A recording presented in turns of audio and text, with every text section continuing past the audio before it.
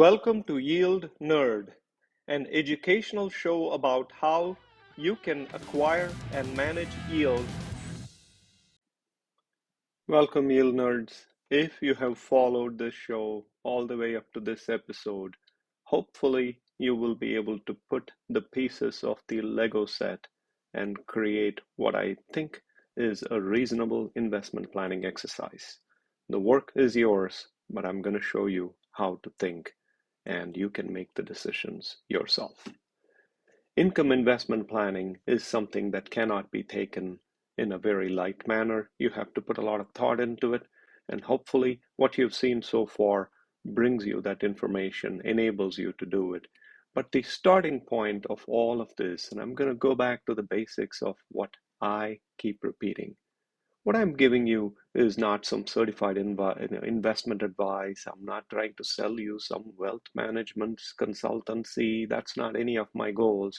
My hope is to educate you, even if you have a wealth management advisor, when they say do this, don't do that, or here's what we think is going to happen. I'm hoping that everything you've seen so far enables you to understand what is being said. So let's kind of think through the main inputs into income investment planning.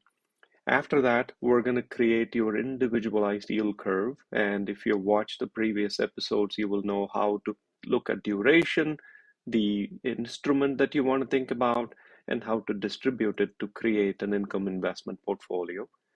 Then we're going to see what kind of routine maintenance you will have to do, and how often do you need to do that, and how much of your portfolio do you need to touch.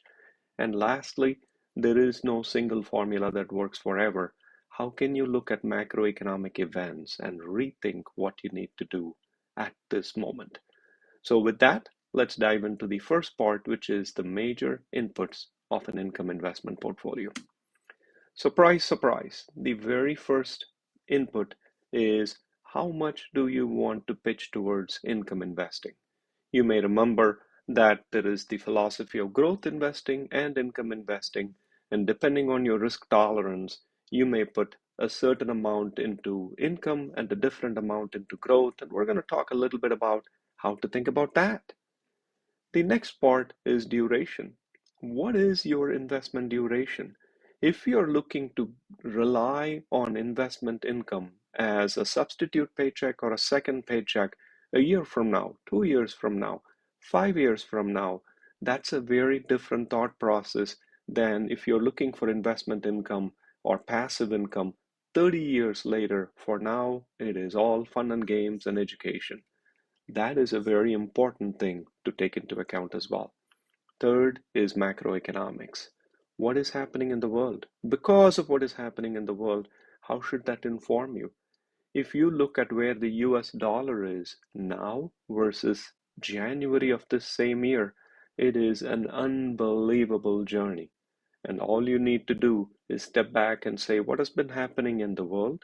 What has been happening in the United States, in the emerging market, in Europe, and that will tell you why things are the way they are. The reason I'm saying that is if you're looking to invest in fixed income, you may look at the emerging market. You may think one way, but macroeconomics may dictate you to think another way.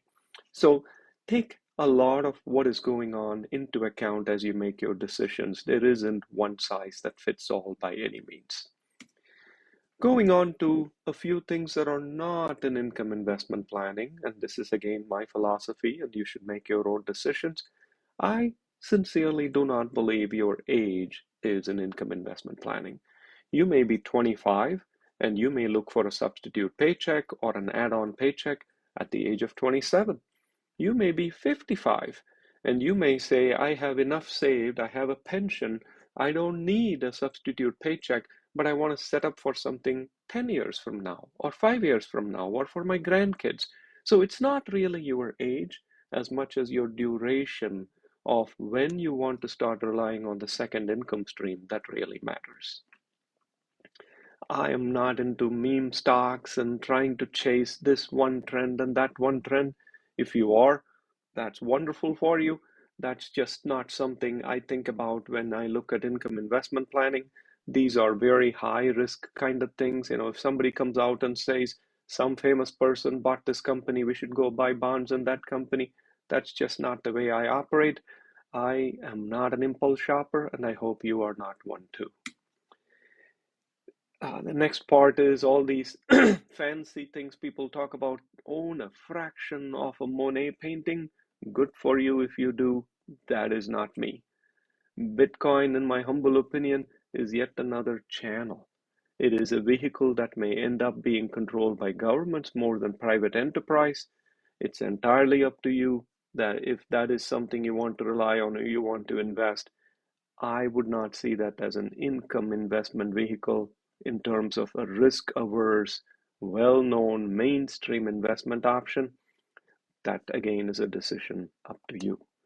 So having said that, let's dive deeper into the investment planning, income investment planning components. And we're going to start on the amounts. And without knowing what your investment amount is, I'm just going to take a bunch of models. One is 1,000. The last bracket I put here is 1 million. If you have more than 1 million to invest, I don't think the strategy changes too much after that. And so we're just going to look at these tiers and say if you only had $1,000 and you want an income investing strategy, where can you put your money? If you had 10, 50, and so on. So we're going to take these choices and lay out an income investment strategy. The second is duration and vehicle. You would have to have watched every one of the episodes up until this one to understand this, but you may remember that I bonds are a phenomenal investment, again, given today's economic conditions and today's inflation. I bonds are wonderful if your duration is less than 1 year. For durations at 2 years, treasuries are ticking up still. It may be 4.5, 4.6. Agency bonds are around 5.5 in the sweet spot of the 3 to 5 year duration. Corporates, depending on your tax bracket, and again, you should go back and watch some of the prior episodes on your effective tax, not the last dollar tax, but the effective tax. Depending on your effective tax, corporates may start making some kind of headway around the 7 to 10 year duration. Munis are way, way off if you have listened to earlier things. Now, munis may react. There may be higher interest rate munis that come out. There may be additional tax benefits that come out, but based on where we are today, munis are in the far, far right of duration.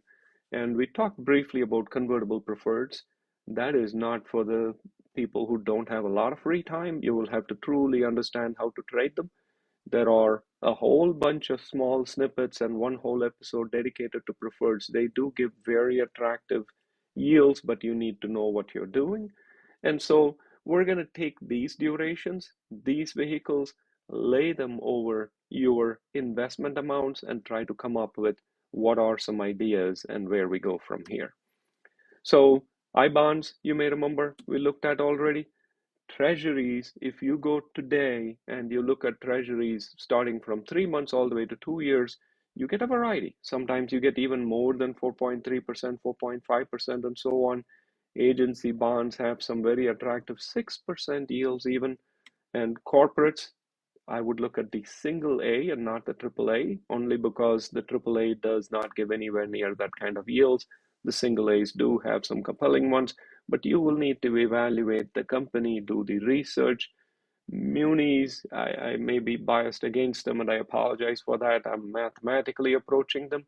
And if you apply the effective tax rate instead of the marginal tax rate, which is what I firmly believe is the correct way to do it, munis have at the moment not the best approach when it comes to duration. And then preferreds, I'll let you do your own work on whether you want to invest them or not. Thank you for listening to Yield Nerd, a do-it-yourself show for yield accumulation and management.